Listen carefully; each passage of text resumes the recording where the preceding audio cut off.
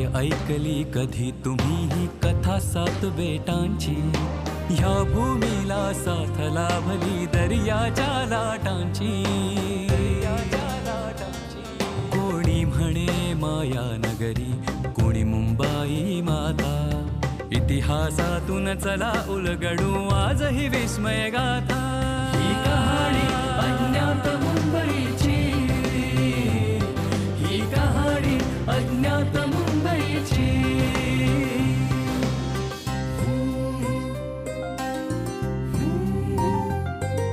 बेटगाव अन नगर शहर ते महानगर बनताना कधी कुणी कधी कुणी कसे कष्टले ही मुंबई घडताना.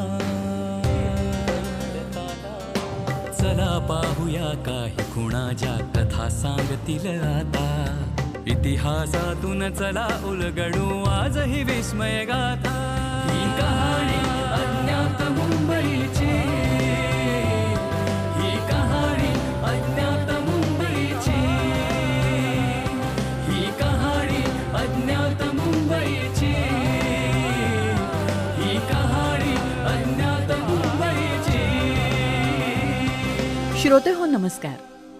अज्ञात मुंबई या पुस्तकाचं वाचन प्रसारित होणार याबद्दल गेले काही दिवस आकाशवाणीवर प्रोमो आपण ऐकतोय.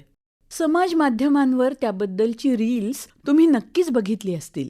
या सगळ्यामुळे आणि मुंबई या जादूनगरीबद्दलच्या कुतूहलामुळे, आकर्षणामुळे, प्रेमापोटी आणि हो, अभिमानामुळे सुद्धा मुंबईबद्दल आपल्याला माहीत नसलेल्या गोष्टी ऐकायची तुम्हाला उत्सुकता लागून राहिलेली असणार. कारण आपली ही मुंबई आहेच तशी.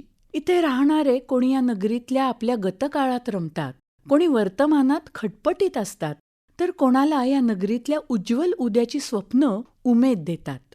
आपलं भविष्य घडवण्याच्या अनंत आशा, आकांक्षा घेऊन रोज हजारो माणसं इथे येऊन धडकतात.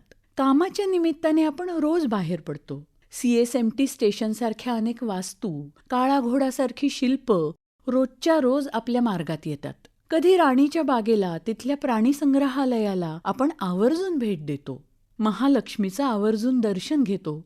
पण या वास्तूंची जन्मकथा काय असेल याचा कधी आपण विचार करतो का? अहो, खरं तर काही जन्मकथा असेल असा विचारही आपल्या डोक्यात येत नाही. पण मित्रांनो, इथल्या उपनगरांनाही खास जन्मकथा आहे. इतकंच काय, इथल्या बऱ्याच लहान मोठ्या वस्तूंमागे मोठा इतिहास दडलेला आहे. या भविष्य नगरीचा इतिहास जाणून घेणं रंजक तर आहेच, शिवाय त्या काळातल्या समाजाचं चित्र बघणं हे या नगरीच्या भविष्याच्या दृष्टीनंही गरजेचं आहे. म्हणूनच अज्ञात मुंबई या पुस्तकाच्या माध्यमातून हे सगळं तुमच्यापर्यंत पोचवावं असं अगदी असोशीनं वाटलं आणि या पुस्तकाचं क्रमशः वाचन प्रसारित करायचं आम्ही ठरवलं. ही मूळ संकल्पना आमचे कार्यक्रम प्रमुख शैलेश माळोदे यांची.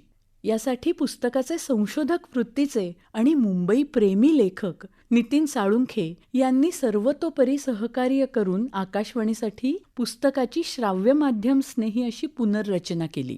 सुप्रसिद्ध गीतकार समीर सामंत यांनी मुंबई नगरीचं अत्यंत चपखल वर्णन करणारं अर्थपूर्ण असं शीर्षक गीत लिहिलं. युवा संगीतकार सुखदा दापके यांनी ते अत्यंत आकर्षक आणि सुमधुर चालीत बांधलं. आणखीन एक तरुण संगीतकार परीक्षित भातखंडे यांनी या मालिकेसाठी ध्वनिप्रभावांची निर्मिती केली. पुस्तकाच्या सुरुवातीच्या भागाचं अभिवाचन अक्षय शिंपी आणि नेहा कुलकर्णी या गुणी आणि जाणकार अभिनेत्यांनी केलंय. तेव्हा आजपासून सुरू करूया अज्ञात मुंबई या पुस्तकाचं क्रमशः वाचन. सुरुवातीला ऐकूया मुंबईचा आद्य राजा बिंब ह्याची गोष्ट. ज्यांना मुंबईच्या इतिहासाबद्दल जाणून घ्यायची इच्छा असते त्यांना मुंबईवर लिहिल्या गेलेल्या विविध पुस्तकांचं वाचन करणं गरजेचं असतं. असं वाचन करताना मुंबईमध्ये आपली राजधानी स्थापन करणाऱ्या बिंब राजाची भेट कुठे ना कुठे होतेच. मुंबई माहीमला राजधानी करणारा हा पहिला राजा. या बिंबराजाचा उल्लेख बरेचदा बिंबराजा, भीम, भीमराजा असा विविध पद्धतीने येत असल्याने बिंब आणि भीम हे एकच की वेगळे? बरं, वेगळे असतील तर त्यांचे काळ कोणते असा संभ्रम निर्माण होतो. परंतु इतिहासाचार्य विका राजवाडे यांनी उलगडून सांगितलेलं महिकावतीची बखर हे पुस्तक सापडलं आणि मनातला संभ्रम बऱ्याच अंशी दूर झाला. आणि या लेखनासाठी हेच पुस्तक आधारभूत मानलं गेलंय. पण प्रतापबिंबाच्या कारकिर्दीचा कालानुक्रम महिकावतीच्या मूळ बखरीत स्पष्टपणे आलेला नाहीये. सदर बखरीतल्या घटना प्रत्यक्ष घडल्यानंतर काही 100 वर्षांनी नोंदवल्या गेल्या असल्यामुळे कालमापनात तेवढासा सुसंगतपणा जाणवत नाही. तथापि मूळ बखरीवरून महिकावतीची बखर लिहिणाऱ्या इतिहासाचार्यांचा या क्षेत्रातला दबदबा पाहता त्यांनी या पुस्तकात नोंदवलेल्या माहितीबद्दल फारशी शंका घेता येत नाही. तथापि इतिहासाचार्यांनी लिहिलेल्या बखरीचं अनेकदा वाचन केल्यावरही काही प्रमाणात गोंधळ हा उरतोच.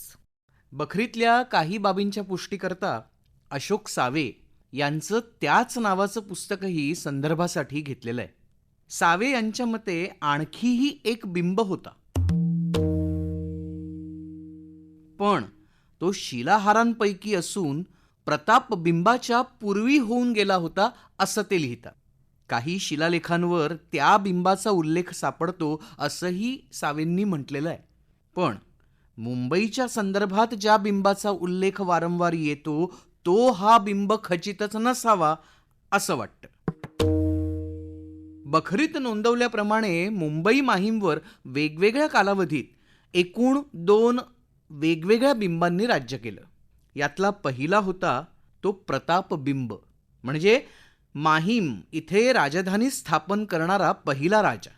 प्रतापबिंबानंतर सुमारे 147 वर्षांनी आला तो दुसरा बिंब, बिंब यादव.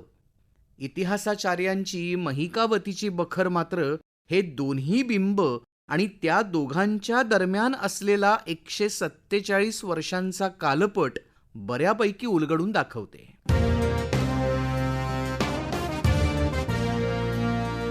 हा होता अज्ञात मुंबई या पुस्तकाच्या क्रमशः वाचनाचा आजचा भाग.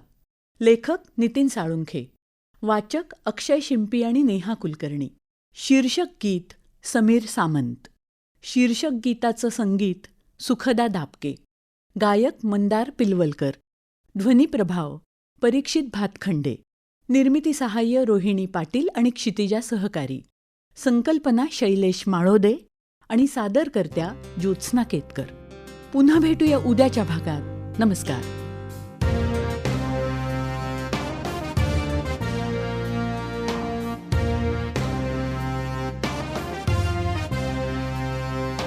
काय ऐकली कधी तुम्ही ही कथा 7 बेटांची, ह्या भूमीला साथ लाभली दर्याच्या लाटांची. कोणी म्हणे माया नगरी, कोणी मुंबाई माता, इतिहासातून चला उलगडू आज ही विस्मय गाथा. ही कहाणी अज्ञात मुंबईची, ही कहाणी अज्ञात मुंबईची.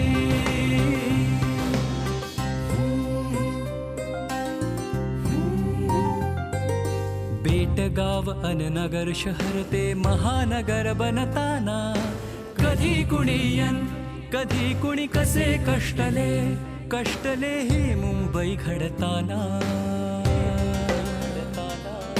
चला पाहूया काही खुणाच्या कथा सांगतील आता, इतिहासातून चला उलगडू आज ही विस्मय गाथा.